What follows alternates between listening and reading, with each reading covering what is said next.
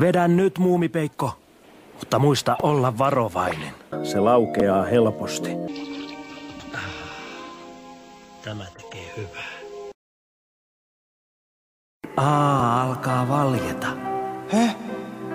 Hemuli ei olekaan enää nainen. Hänestä on nyt tullut pelkkä roskakori.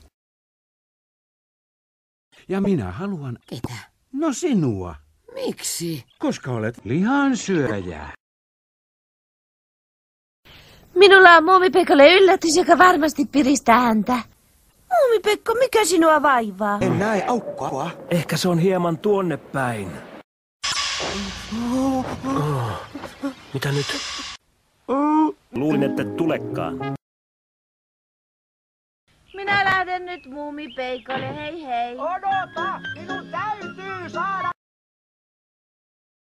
Mikä se on? Iso muna!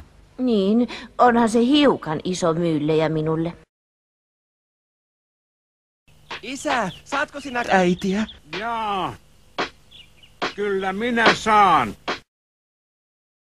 Minä en voi tarjota sinulle mitään. En minäkään. Ai niinkö? Entäs myy? Älä kiusaa minua! Kysy nuuskamuikkuselta, jos sinua niin himottaa! Ahaa, nuuskamuikkuselta.